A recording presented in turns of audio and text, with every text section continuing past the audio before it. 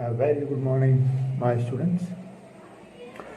Today, we have to go through the topic of the second chapter, that is the Congress dominance in the first three public elections in India.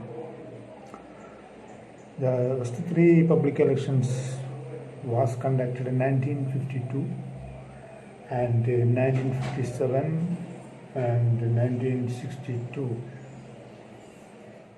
My dear students, the Congress Party dominated Indian politics from 1952 to 1977.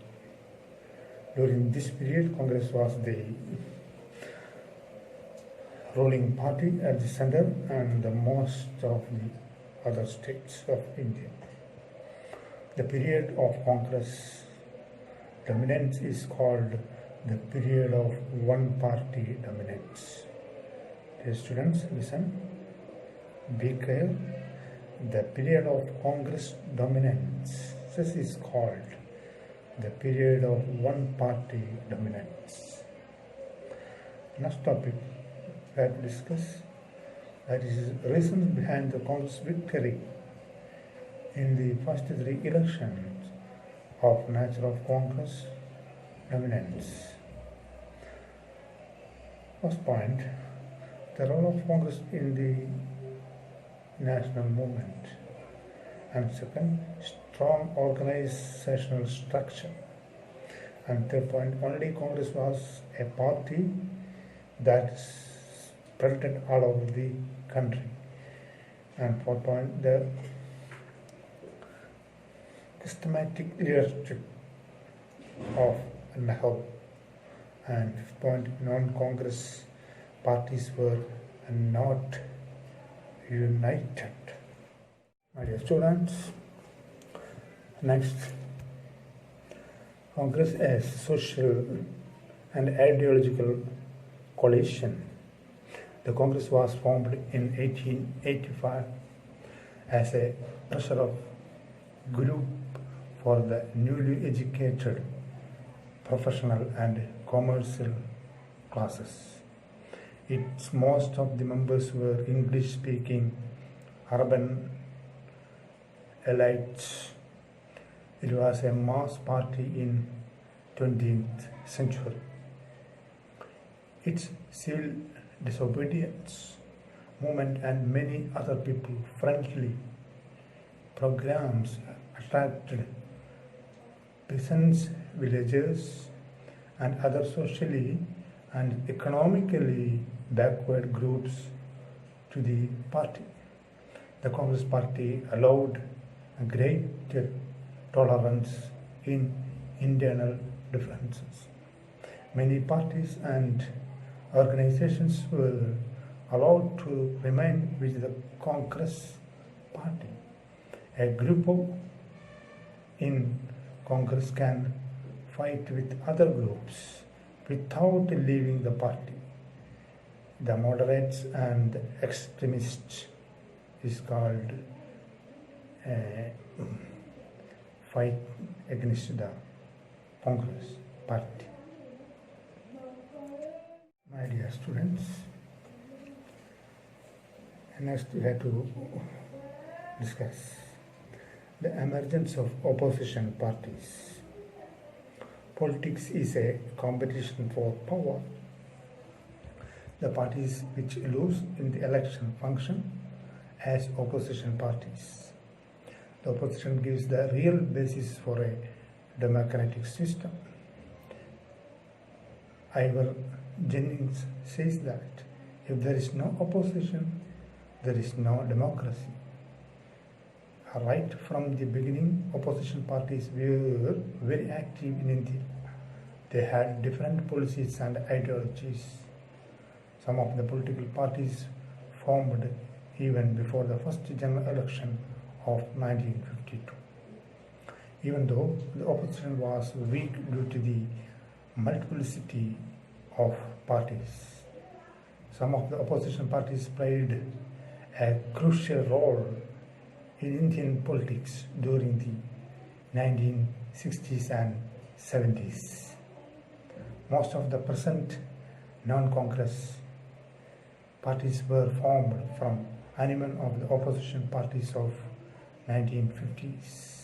Nehru government followed the policy of encouraging the opposition. The opposition leaders like Dr. B.R. Ambedkar and Shyam Prasad Mukherjee were included and in the cabinet formed after the first general election. These are the topics today I think to discuss with you, and tomorrow go through the another topics of this chapter, that is the social party and its ideology. Thank you very much. Jai Hind. എല്ലാവർക്കും നമസ്കാരം. എൻ്റെ പ്രിയപ്പെട്ട വിദ്യാർത്ഥി സുഹൃത്തുക്കളെ, ഇന്ന് discuss ചെയ്യാനുള്ള വിഷയം രണ്ടാമത്തെ ചാപ്റ്ററിലെ ആദ്യത്തെ 3 പൊതു തെരഞ്ഞെടുപ്പുകളിൽ കോൺഗ്രസിൻ്റെ മേധാവിത്വം. നമുക്കറിയാം, ഇന്ത്യയിൽ ആദ്യത്തെ 3 പൊതു തെരഞ്ഞെടുപ്പ് നടന്നിട്ടുള്ളത് 1952-ലും 1957-ലും അതുപോലെ തന്നെ 1962-ലും. 1952-ലെ പൊതു തെരഞ്ഞെടുപ്പ് മുതൽ 1977 വരെ ഇന്ത്യയിലെ ഏറ്റവും പ്രബലമായ ഒരു രാഷ്ട്രീയ പാർട്ടി ഇന്ത്യൻ നാഷണൽ കോൺഗ്രസ് ആയിരുന്നു. അതിൽ തർക്കമില്ല. ഈ കാലഘട്ടത്തിൽ കേന്ദ്രത്തിലെയും ഭൂരിഭാഗം സംസ്ഥാനങ്ങളിലും ഭരണകക്ഷി കോൺഗ്രസ്, അതായത് ഇന്ത്യൻ നാഷണൽ കോൺഗ്രസ് ആയിരുന്നു. കോൺഗ്രസിൻ്റെ പ്രകടമായ മേധാവിത്വം ഈ കാലഘട്ടത്തെ ഏകകക്ഷി മേധാവിത്വം ഘട്ടം എന്ന് വിശേഷിപ്പിക്കാറുണ്ട്. ഒന്നുകൂടി പറയാം, കോൺഗ്രസിൻ്റെ ഈ പ്രകടമായ മേധാവിത്വ കാലഘട്ടം എന്ന് പറഞ്ഞാൽ 1952 മുതൽ 1977 വരെയുള്ള ഇന്ത്യൻ നാഷണൽ കോൺഗ്രസിൻ്റെ മേധാവിത്വം ഇന്ത്യൻ രാഷ്ട്രീയത്തിൽ, അത് ഈ കാലഘട്ടത്തെ ഏകകക്ഷി മേധാവിത്വ ഘട്ടം എന്ന് വിശേഷിപ്പിക്കാറുണ്ട്. ഇന്ത്യൻ നാഷണൽ കോൺഗ്രസ്സിന് ഒരു ദേശീയ പ്രസ്ഥാനം എന്നതിനപ്പുറം ഒരു പാരമ്പര്യം ഉണ്ടായി. ബ്രിട്ടീഷുകാർക്കെതിരെയുള്ള പോരാട്ടങ്ങൾ അവരുടെ മുൻനിരയിൽ നയിച്ചത് ഈ പാർട്ടിയിലുള്ള നേതാക്കന്മാരായിരുന്നു. അതുകൊണ്ട് തന്നെ സ്വാഭാവികമായും ആദ്യത്തെ ജനറൽ ഇലക്ഷനിൽ ഇന്ത്യൻ നാഷണൽ കോൺഗ്രസ്സിന് സുപ്രധാനമായ ഒരു മേധാവിത്വം ഉണ്ടാക്കാൻ കഴിഞ്ഞു. അതുപോലെ തന്നെ രാജ്യവ്യാപകവും കെട്ടുറപ്പുള്ളതുമായ ഒരു സംഘടനാ ശൃംഖലയുള്ള ഏക പാർട്ടി അന്ന് ഇന്ത്യൻ നാഷണൽ കോൺഗ്രസ് ആയി. അതുപോലെ തന്നെ ഇന്ത്യയുടെ ആദ്യത്തെ പ്രധാനമന്ത്രിയായിരുന്ന ഡോക്ടർ ജവഹർലാൽ നെഹ്റു, അദ്ദേഹത്തിൻ്റെ പ്രശസ്തിയും അതുപോലെ തന്നെ സമുന്നതരായ നേതാക്കന്മാരുമാണ് കോൺഗ്രസ്സിന് നേതൃത്വം നൽകിയിരുന്നത്. രാജ്യത്തിലുടനീളം സഞ്ചരിച്ചുകൊണ്ട് കോൺഗ്രസ് പ്രചരണത്തെ നയിച്ചു നെഹ്റു പാർട്ടിയുടെ വിജയത്തിൽ മുഖ്യ പങ്ക് വഹിച്ചു. കോൺഗ്രസിൻ്റെ ആ വിജയത്തിൻ്റെ വ്യാപ്തിയാണ് എല്ലാവരെയും അമ്പരിപ്പിച്ചത്. ലോക്സഭയിലെ 459 സീറ്റുകളിൽ 364 കോൺഗ്രസ് കരസ്ഥമാക്കി. ഇന്നലെ ഞാൻ പറയുകയുണ്ടായി. രണ്ടാം സ്ഥാനത്ത് വന്ന കമ്മ്യൂണിസ്റ്റ് പാർട്ടിക്ക് വെറും 16 സീറ്റുകൾ മാത്രമാണ് ലഭിച്ചുള്ളൂ. ആദ്യത്തെ 3 പൊതു തെരഞ്ഞെടുപ്പുകൾ അനലൈസ് ചെയ്യുമ്പോൾ അതിൽ നിന്ന് കിട്ടുന്ന റിസൾട്ട് ഇപ്രകാരമാണ്. 1952 ആകെ സീറ്റ് 489, കോൺഗ്രസിന് ലഭിച്ച 364, വോട്ടിൻ്റെ ശതമാനം 44.9 വോട്ടുകൾ ഇന്ത്യൻ നാഷണൽ കോൺഗ്രസ് ലഭിച്ചു. 1957 494 സീറ്റുകളിൽ മത്സരം നടന്നു. 371 സീറ്റ് കോൺഗ്രസ് നേടി. 47.78% വോട്ട് ഇന്ത്യൻ നാഷണൽ കോൺഗ്രസ് ലഭിച്ചു. 1962 ജനറൽ ഇലക്ഷനിൽ 494 സീറ്റുകളിലേക്ക് ലോക്സഭ സീറ്റുകളിലേക്ക് മത്സരങ്ങൾ നടക്കുകയുണ്ടായി. അതിൽ 361 സീറ്റുകൾ ഇന്ത്യൻ നാഷണൽ കോൺഗ്രസ് കരസ്ഥമാക്കി. 47.72% വോട്ടാണ് അന്ന് ഇന്ത്യൻ നാഷണൽ കോൺഗ്രസിന് ലഭിച്ചിട്ടുള്ളത്.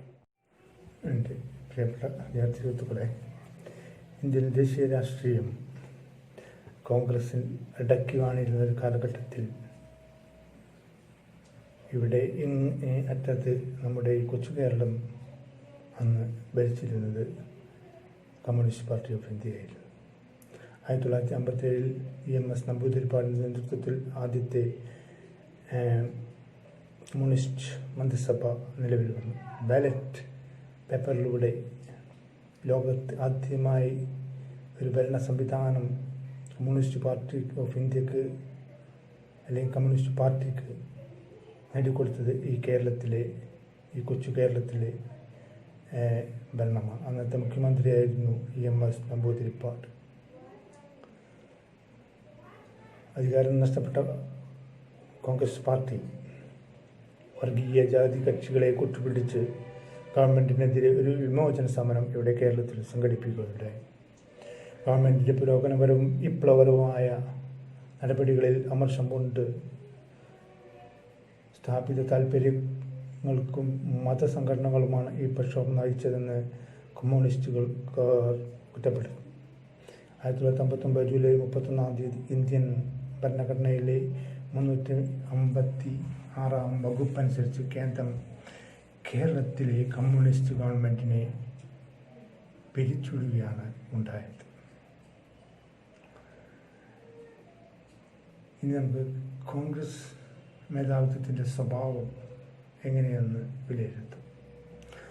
മറ്റു രാജ്യങ്ങളിലെല്ലാം ജനാധിപത്യപരമായി അല്ലെങ്കിൽ ജനാധിപത്യവുമായി സന്ധി ചെയ്തുകൊണ്ട് ആണ് ഒരു ഏകകക്ഷി ഭരണം നിലനിന്നതെങ്കിൽ ഇന്ത്യയിൽ അത് മറ്റ് രാജ്യങ്ങളിലെ പോലെ ആയിരുന്നില്ല എന്നുള്ളത് നാം തിരിച്ചറിയേണ്ട ഒരു സംഭവമാണ്.